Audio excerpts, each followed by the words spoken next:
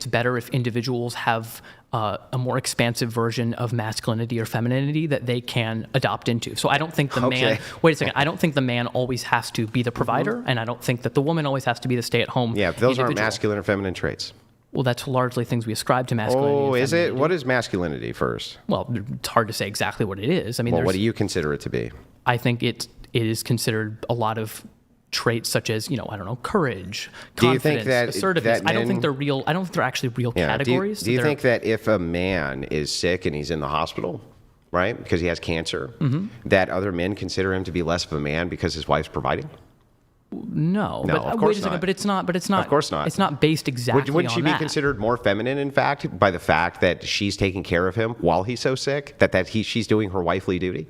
I don't think necessarily. But I don't think you can also ascribe masculinity and femininity to these rigid, categorizations of things. Yeah. So what is it? What is it then?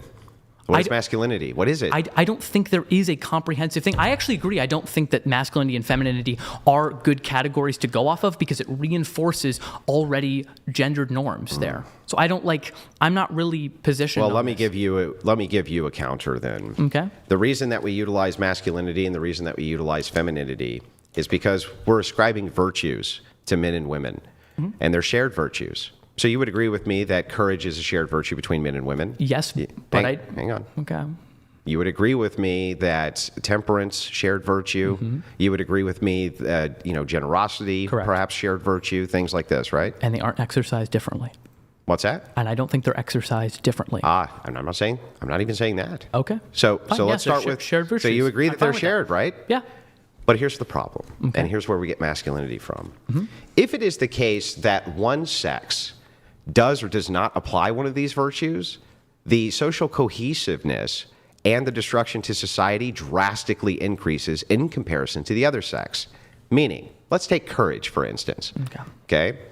Now, if females, right, lost courage when it came to dealing with intruders and things like this, right? If courage was not kind of on the menu there for social protection, right? Society would get objectively worse. Yeah. You would agree, right? I think so. But Yeah, if men lost courage, there wouldn't be fucking society at all. And so that's why it's ascribed as a masculine virtue. Because if men don't apply this virtue, society fails. Or if women don't apply this virtue, social cohesion and society begins its collapse. Okay, fine. But I don't see how that necessarily boxes things into masculinity or femininity. I think if women started not... How does it not? Hold on. I think... How does it not, bro? Can I explain? Yeah, go ahead. Okay, so I don't think that if women just suddenly stopped expressing courage, it depends. We'd have to define what courage means. What if women, by courage, you're courageous, maybe a woman doesn't want to get out of bed and raise her child. Definition. Okay, fine. If she doesn't want to take care of her children, if every single woman decided they weren't going to take care of their children, and let's say, I don't know, breastfeed their children, do the normal things that you would ascribe that women either ought to do in their role, I think that would lead to the downfall of society. Well, let me give you an easier one. Temperance. Okay. Just take temperance, for instance. Okay. Temperance is necessary for both sexes in order to even have virtues to begin with. Sure. But if women become hysterical versus when men become hysterical, the side effects of this are much, much worse when men become hysterical versus women. Yeah? Why though? Because they're way fucking stronger. I also think they exercise their hysteria in a more violent way. Because they're way fucking stronger. I don't think just because someone's stronger necessarily... When women are hysterical, they become very violent, just like men do. The distinction is they can't do as much damage. Okay. And so if that's the case, then when we look at this virtue, for instance, if men lose control of that virtue, it's way fucking worse than if women do, right? That's why it's masculine versus feminine. Virtues are associated with the masculine and the feminine. Okay, so I'm just curious on the view. What would be a virtue that I guess if women lost that virtue, it would be worse for society Chastity. than men? Explain. And we can, I mean, we can dive right into it. So chastity would be an easy one. Okay. So men, for instance, they can impregnate basically as many women as they can make a deal for, right? As if there was 100 women who were lined up here today and you could have sex 100 times, you could impregnate 100 women. Sure. We're assuming they're consenting to the sex? Yeah, you could actually do that, right? But you agree that women can't. They can only get pregnant by one man at a time. Yeah, sure. There is a difference So then there. if that's the case, then when we're talking about the social cohesion, right? Women are basically going to be the gatekeepers of whose DNA passes on and whose DNA doesn't pass on. You agree with that? How are they the gatekeepers, though? Well, because you can have as many children as you want. Sure. They can't. Yes. Yes, they can't. So they get to basically be the selection for reproduction, not you. Okay. Yeah. Do you see what I'm saying? They get to be they get to be kind of the gatekeepers for who gets to reproduce and who doesn't get to reproduce. Whereas you, right, you can just reproduce with like everything that you saw, as many partners as you could arrange for who would agree. Mm-hmm. You could actually impregnate all of them, right? Sure, but then you so would, for you would women, probably also agree they shouldn't do that. Yeah, though, yeah. Right? So if women aren't chaste, right, if they're not chaste and they have sex with like 50 men, right, at least this used to be the case, especially, then paternity comes into question, other things come into question, right? Not really the case with men. If you had sex with 100 women, right, and no other men had sex with them, right, or 100 men had sex with this woman, and what are you doing, dude? Bring me water. Oh, fuck. This guy's like fucking shifting behind me. I'm like, what the fuck is he doing? Fuck. All right, so where were we at? Well, Yeah, so conditional, we're talking about the gatekeeping of female pregnancy.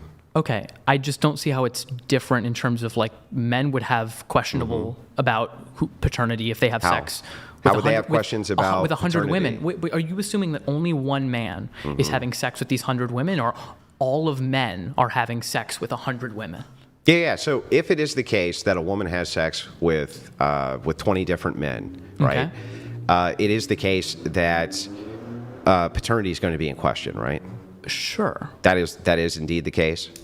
Paternity is going to be in question. Yeah, paternity is going to be in question. Yeah, so if we go back, the reason I'm tying this in with virtues, the reason I'm kind of moving from the back end to the front end is to explain this concept to you. I wish I had home math skills so I could draw this out. Let us assume for a moment that you wanted to be assured that your child was yours and you didn't have paternity tests. Okay. How could you do that? In the old, like, I guess, a long time ago? Well, it's not that long ago. Paternity tests are modern. Fine. And you want to be sure of it? Yeah. I guess then only you would be having sex with your wife or something like that. Or you would want to have sex with a woman who wasn't actively having sex with other men at the same time. And I think that's perfect. I think that's a perfectly normal boundary So wait, to have. hang on. What is the last thing you just said? You would want to make sure what? That you and your wife were the only people having sex with each other. Right. I think there's nothing wrong with monogamy. What would be a good tell for that? What do you mean? That she wasn't having sex with a lot of men before you, right? Wait.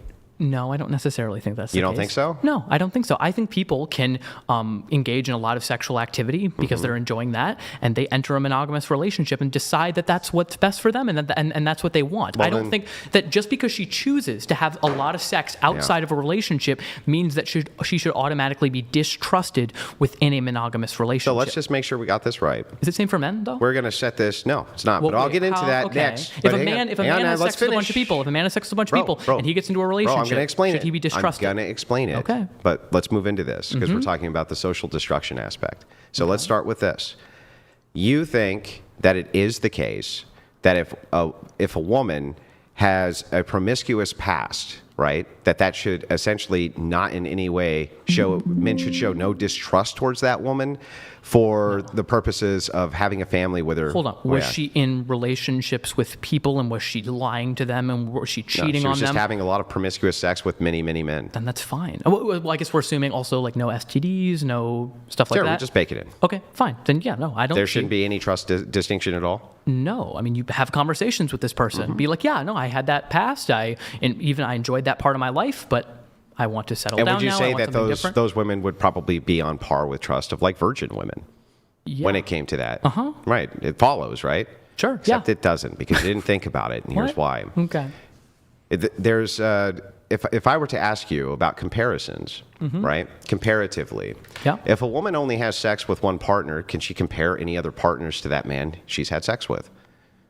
No, I guess not. So she wouldn't be knowing what she was missing out on or not missing out on, right? Sure.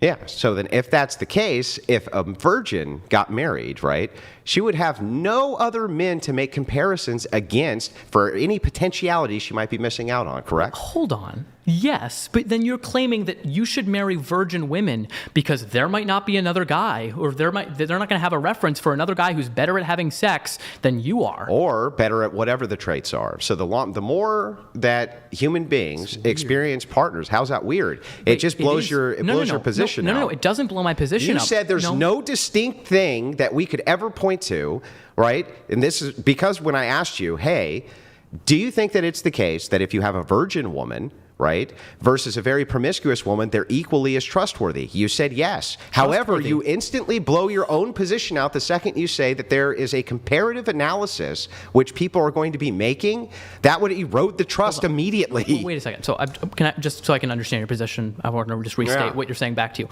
Are you saying that because a woman who had more sex before marriage has more experience with what men she likes and what men she doesn't like, that therefore within the marriage, if she's unhappy with the state of the current marriage, she has things to compare it to, and thus she might be more likely to leave?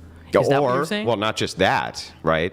But it could be that if she had never experienced, and in fact, this is likely because women polled say this, if she had never experienced these other men and had no comparison, she would actually be much happier in the current relationship that she was in. Well, okay, so ignorance is bliss is what you're arguing? It's not ignorance. Well, right? it is. She doesn't know about the other men. It's a comparative. Well, then by your standards, should she just fuck a bunch of men so that she knows?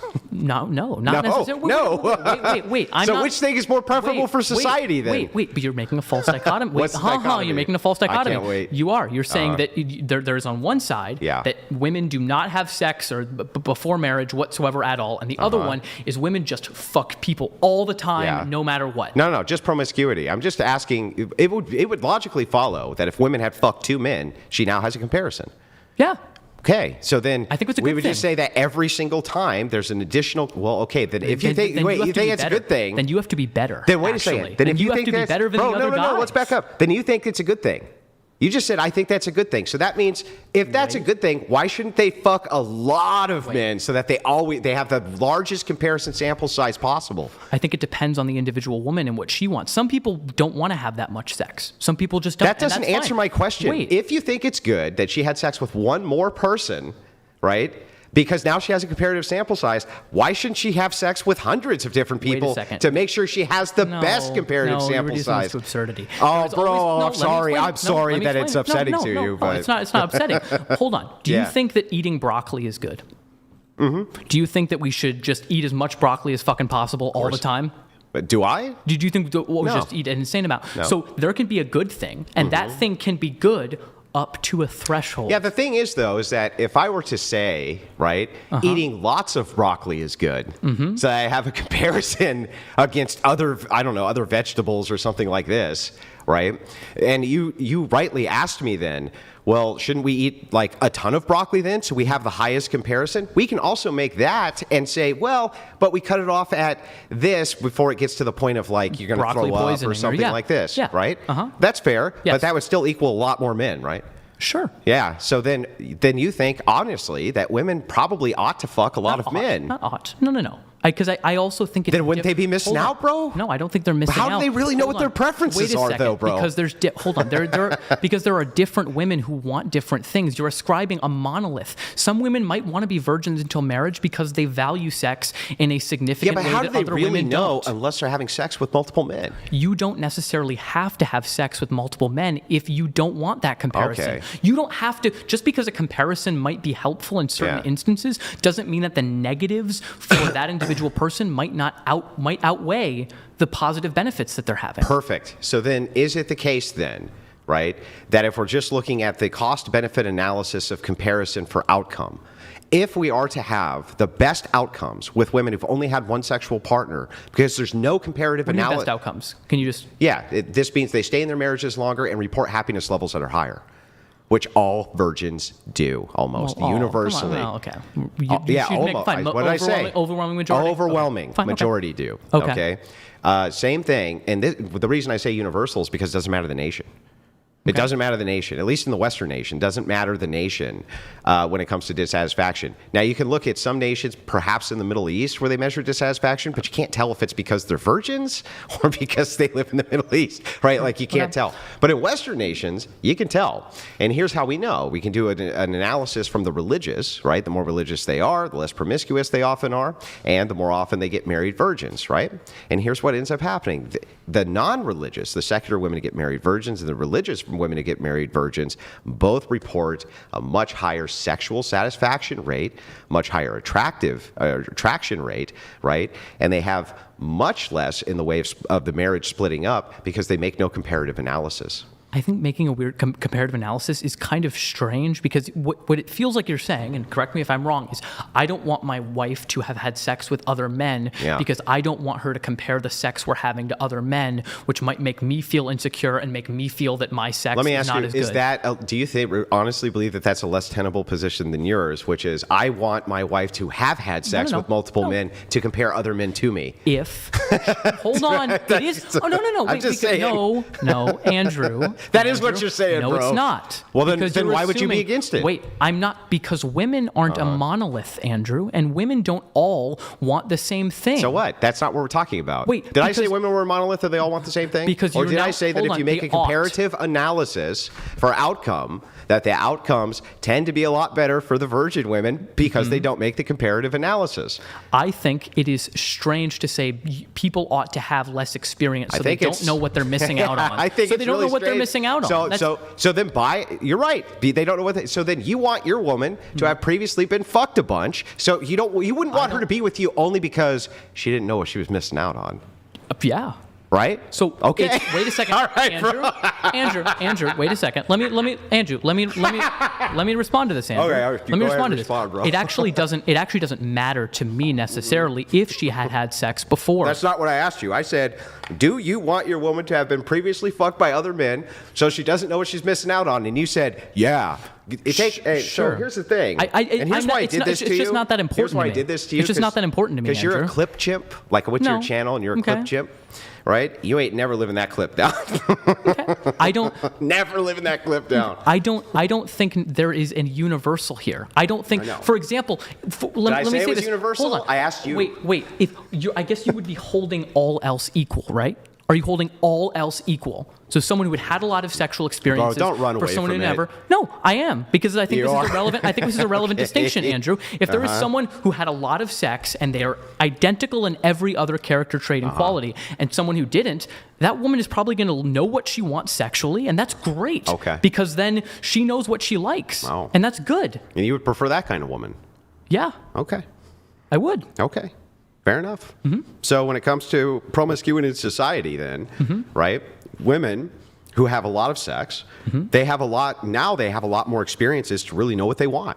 Certain women, yes. Hold on, because some women might not want that, Andrew. But how would they know if they haven't done it? They don't have the experience. I actually do think it's probably good for people to have sex before they get married, because then you get into a marriage and the sex is terrible, and then it can be terrible. Then why are their satisfaction rates so high, bro? There can be high satisfaction rates. No, there mostly women. is. Yes, correct. Yes. Correct. I'm not saying there's not, but I'm saying that for individual people, I think it's probably best to have some experience. That doesn't mean that every single girl should have sex with as many men as she can. Well, but you would admit that if a woman's had sex with 1,000 guys, that chick really probably knows exactly what she wants. She probably knows what she wants, but also... That's a lot of experience. Wait a second. You wouldn't want to keep her away from that, right? No, Andrew. Let me ask you this. Would you have sex with a woman, would you be with a woman, marry a woman who had sex with 2,000 men because she knows what she wants? Now she can compare you against 2,000 men. I wouldn't want to marry someone who's a porn star, because that's just not, that's not aligned with my lifestyle. I want someone with the same interest and who's interested in the same career field as me. What? So I want to marry someone. So if they could be a porn star and interested in your career field, No. I would want them to be interested in that field and working in that field, because I want someone who's comparable in that way, because I don't want to be Why do they have to work in the field you're in to be interested? But that's something that I value. I value someone who's interested in the same things I am and pursues that as a career. So you would never marry a woman who's not in the same occupation as you? Not exact occupation, but same domain of thing. For example, I wouldn't want to marry someone who's a grocery store clerk if I'm a lawyer. I don't want that power. I don't want that power differential. I want us to be Power even. differential. I think so, a little bit. I don't want someone to be entirely dependent on me and my income. Well, what do you mean a power differential? Do you think? I think there can be in terms of income. If one person's making a lot more money than the other person, I think then there can be a power differential if someone gets into a relationship and doesn't have the ability to get out of that relationship because they're financially tied to that person. And I would never want someone to be financially tied to me. I see. That's what I'm saying. I see. So men shouldn't get married. That's not what I'm saying. I think men should marry women who are on their level. No. I think men should marry women who are on their level. I don't think you realize what you just said. No. The divorce initiators, you would agree, are mostly women, right? I think so, yes. Yeah. Do you think that when women initiate these divorces that they just like do it out of pocket, or do you think there was a big buildup? They thought about it for a long time. I would venture to say the second, but I'm sure you're going to say it's not. No. It is, right? Okay. They think about it for a long time. However, if they're the ones who are springing the divorce on the husband, right? He hasn't thought about the divorce for a long time, has he? I don't think that's necessarily the case. It could be. It is the case. Wait a second. Is there data to show that men get blindsided by the divorce? And here's what the data shows, right? The women initiate it, and the men don't want it. They don't want the divorce. Okay. Women want the divorce, right? Yeah, not the men. So they've been thinking about the divorce for a while, right? So the thing is that if they can just go and get divorced whenever it is that they want, they can just literally go and file paperwork, right? And the man's not prepared for it. They have like an exit strategy. They're prepared. They've been thinking about it for a long time. Man, not right. Man, hang on. Man hasn't. So men married the wrong woman. So men would be. Hang on, bro. So the financial dependency aspect here, right? The man is also financially dependent that his wife's not going to divorce him, right? I think that. Right. Hang on. Right. Hold on. Answer my fucking question and then respond to it. I don't understand your question. Are they partially financially dependent? Every married couple's dependent on each other. Yeah. Yes, every one of them. So if she blindsides him with a divorce, right, then what happens here is when you make the case, financial dependency, there's financial dependency, and that leads to like power dynamics, then that would mean women actually have the power dynamic interest here. Because if they can initiate divorce whenever they want and devastate a man financially, so can men. Men aren't. Okay, but they can't. But they descriptively aren't. Then why aren't they? Because they want to stay married. They don't think they're not looking for an exit strategy. Women are plotting an exit strategy, so men get blindsided with this, bro. I think that women who blindside someone with a divorce, and it's not a conversation of I'm not happy with this. I'm not happy. You're not, meeting X, Y, or Z needs. I feel like you're not communicating with me. Maybe there's infidelity involved. Yeah. Then I think that if she doesn't talk about any of that, and then just suddenly no, she can talk about all of that, but it's still blindside. Here's the thing. Here's the problem with this, right? Is like you seem to want to take human nature out of the human aspect here. If you know that you're going to leave your significant other, right? Are you going to like try to leverage it so that they have the best chance for custody and they have the best chance for financial security? Or are you going to leverage things the best possible way for yourself? No, actually the first one. And that's what my dad did in the divorce from my stepmom. Your dad, yes. I think it was a really rational, reasonable man. Yes. I think it was a very good thing of him to do. He didn't leave my stepmom completely like that was awful tarnished. Good of him. But do you agree with me that within human nature, if you know that you're going to exit, you know that you're leaving, right? Just like with a job, aren't you going to try to make job is different. Aren't you going to try to make the best conditionals possible for the exit? So that you're as financially set as possible. Putting in your 2 weeks is not the same thing as signing divorce papers. No, it's not putting papers. in 2 weeks. Here's what you do when you change a job. You don't put in your 2 weeks. Whatever, you quit. You've already arranged a job for 6 fucking months before you ever put in your 2 weeks. It's still not the same because you don't have you don't have obligations to that individual who you're working for in terms of emotional security. Of course you have obligations to them. You can quit a job. Yeah, I know, but you still made you can quit a marriage, but you still made a fucking agreement like you did with your job. Sure, and I think people in marriages have a responsibility to care for the other person. They have a duty. In a way, they have a duty. Yeah, absolutely. Okay. I think everyone has a duty. I just don't think the duties are gender specific. Oh, they're not? No, I don't think they are. They're not? Okay. No. So let's, I guess we can dive into that next. This is fucking hilarious. So let's dive into the idea of gender itself, okay? Okay. How many would you say there are? An infinite number? I don't know, man. I don't know. I have no clue. You have no clue how many there are? No. How many names are there in the world, Andrew? Do you consider every name a gender? No, but I think they're a relevant category of identification. So, yeah.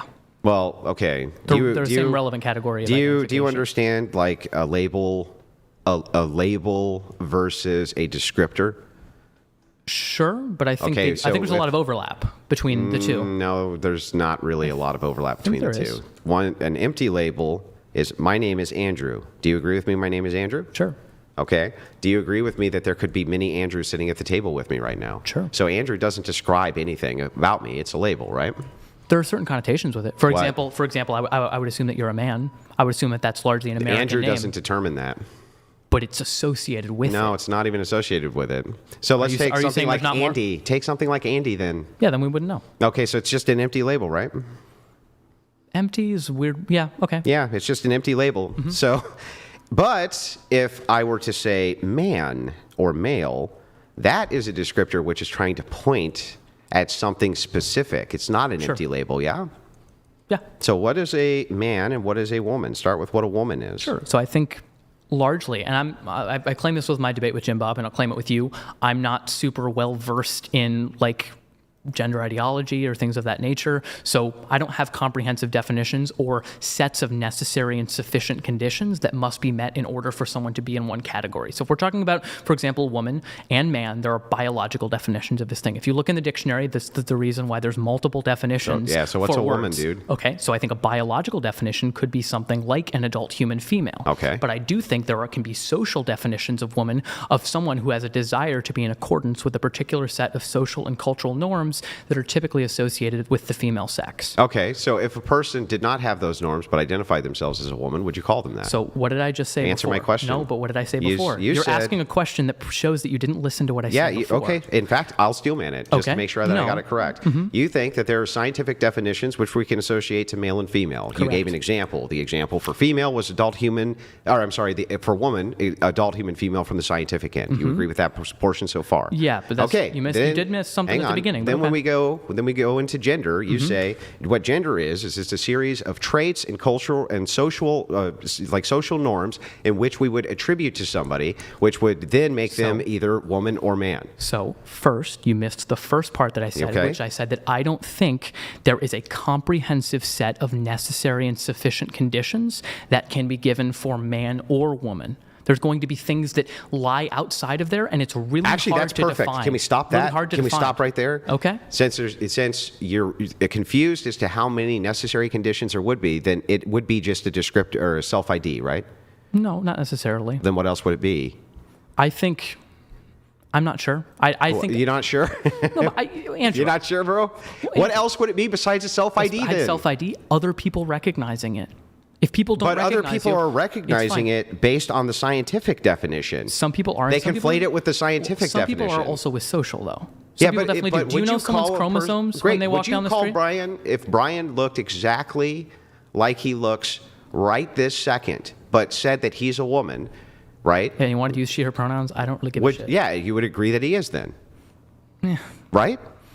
Sure. Okay, so then a woman would have to be anybody who identifies as a woman. Well, no, because that would be a circular definition. And I'm So not- then tell me what it is then. If So you agree I that don't Brian can be a woman right now by saying he is, I think he can be a woman in the social sense of it, but I don't think he can be a woman how in the can he sense be of a woman in the biological social sense of it? Because there's not a set of necessary and sufficient conditions. Then it that would just can be given. self-ID. Just because there's ambiguity around boundaries doesn't mean the categories don't exist. Oh, no. So hang on. I agree. Unless we have a category to point to, which we do. So we have a category, man, woman, which Sure. points to male, female. Okay. Right? So those categories do exist. When we're talking about ambiguity here, you're creating the ambiguity by just failing to admit that you just believe it's a self-ID. I don't necessarily think it is a Then self-ID. just tell me what it is. I think it's a combination of someone identifying as and them being recognized by other people in the society. So if Brian said he was a woman right now, full honesty right now, I don't really think I would think he was a woman. You would think he was. No, I wouldn't think he was a You woman. wouldn't think he was. Because I think most people wouldn't recognize him as such. And I do think that if most people in a Okay. society don't recognize someone as a woman, even if they identify as a woman, then for a lot of functional purposes, they aren't treated as a woman and they aren't. So even if their self-ID is that way, it's not going to match up to the treatment that they're going to I have. see. So you wouldn't believe Brian if he said he was a woman. Right now? No, probably not. Probably not. I might use she/her pronouns if Brian wanted to use that information. Would you wanted treat that. Brian like a woman? I don't think there is a proper way to treat a man or treat a woman. So I would treat Brian like a human being the same way I Okay. would treat men and treat women. Okay. So, but you would use his pronouns. Sure. Okay. And you would use those pronouns as a matter of respect that he said he's a woman. Well, yeah, I just don't want to be an asshole. Like, I don't. Okay. I don't. That's just being a jerk. I think intentionally misgendering someone, like, I don't. Because it's kind of. I'm really just not really kind of satisfied here. I'm sorry. I want to be so that we can move into the proper gender roles for society. Okay. But if we can't really nail down what a woman is, I'm not sure how we're supposed to nail down how men and women are supposed to function with each other in intersexual dynamics, or how they're supposed to interact with each other in social dynamics. I'm not really sure that we can even get to that part unless we nail down what even a man and a woman is. So, I mean, we've nailed it down largely biologically. No, but I think, we haven't. Well, we haven't nailed down what your definition of these things are. I don't see. Here's the thing: is you're going to rigidly categorize men and women into male and female, and then say that certain gender roles follow from that. They do. I'm basically saying that I don't think those gender roles. Yeah, that's follow great, but you won't nail down what a man and a woman even is. Because I don't think you can give a comprehensive. Well, then how can you make social prescriptions for what they ought to not do? What's a chair? What's this is interesting, right? What is a chair? A chair, just like sports team, you could use that same analogy. This is one of the it's the same thing. Okay. I'm explaining it, right? Mm-hmm. And I'll answer the question. I'll give you the descriptor of what a chair is. Okay. Right? My proprietary definition of a chair is that it's a thing you sit on that has like 4 standing legs and a cushion and things like this, right? They have a beanbag chair. But But here's what's interesting, right, about this. I'm trying to point to something. Correct. Just like with sports teams, if I say there's a sports team, right, or a sports fan, yes. sports fan, you could say, what is a sports fan, right? Is it just an empty label? No, it's really not. You would assume that there's things that come with it. Like, I don't think they're empty labels. Hang on. Like, you would assume for a second that they support the team, they support this, they support that, right? Mm-hmm. When I give a definition of a chair, while it is true that there can be a very comprehensive, descriptive definition of a chair, I'm actually not wrong about my definition of chair. And You're not wrong about your definition of chair either when you say beanbag chair, right? Because we're still trying to point to the same idea of what a chair is. In this case, we're not pointing to the same idea of what a woman or a man is. Sure, I don't necessarily think so. And I think that the social definition, there are a lot of people who ascribe to that. And when people think of woman and think of man, they do think of traditional woman and traditional man. They think of pussies and dicks, dude. I don't necessarily think so, dude. Yeah, I think when you make an association of man versus woman, right? Well, if somebody's asked a person, what is the thing that you would think of if a person was naked that would identify them immediately as a man or a woman? Right. What do you think they would say? Naked is different. Because what do you think they would say? Sure, Andrew. What would they say? If their genitals are out, they're going to point out their genitals, Andrew. Yeah, because why do you think they're going to point out their genitals? Are most people's genitals out a long time? Bro, what does that have to do with anything? Because if someone were to ask me, what do I associate with womanhood, I would say a lot of things that are associated with femininity. Longer hair, wearing certain type of clothing, things of that nature.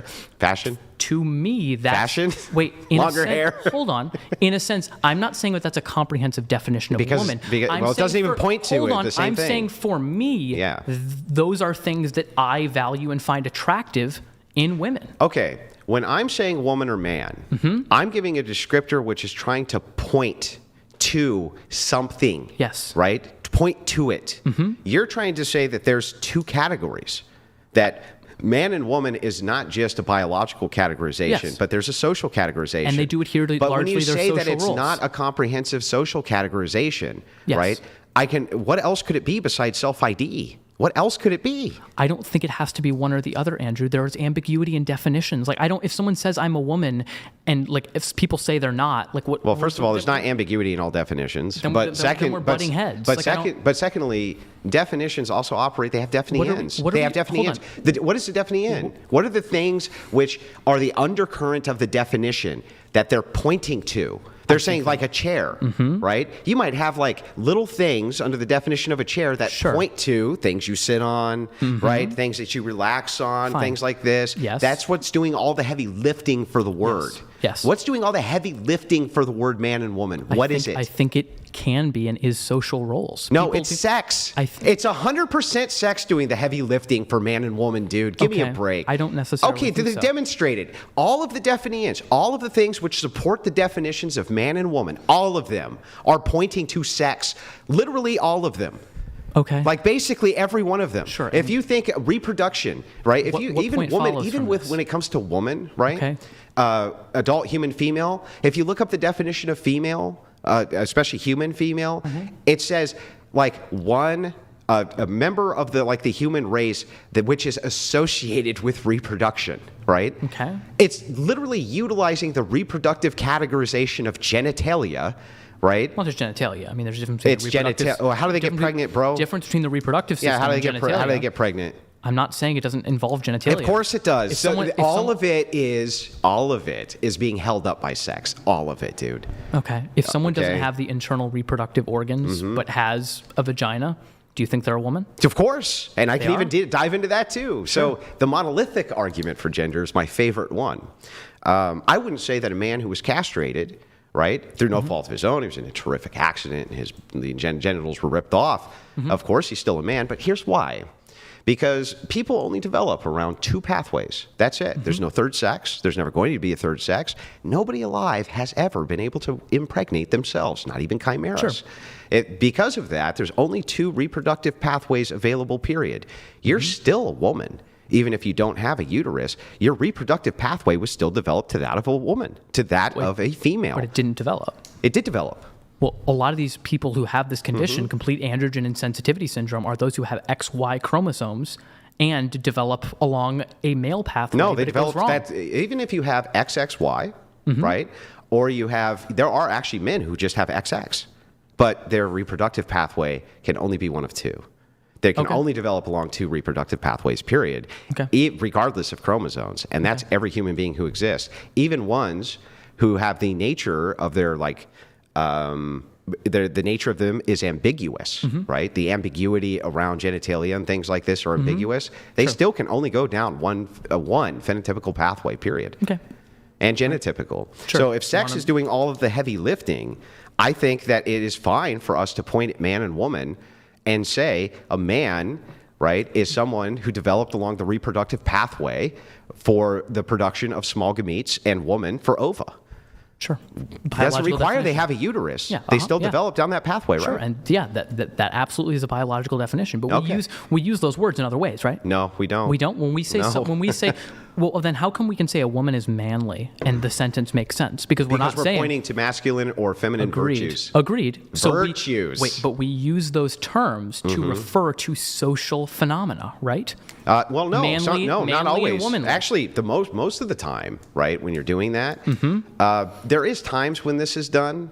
I agree with you, where you're like, oh, that chick is, or you're nagging me like a woman. Yeah. Right. How many people in the comments right now do you think are calling me a woman? But Okay? the whole point of that, right, is to say that like you're weaker than me or this or that. You're still actually associating this with the sex. You're still associating it with the fact that that's the weaker sex or that's the more dominant sex. Basically, all of those social interactions still revolve around that same idea. Sure, I haven't denied that. Yeah, but I mean, so they're always pointing, in other words, all extremes for gender are always actually only pointing to two things, male, female. That's Okay. it.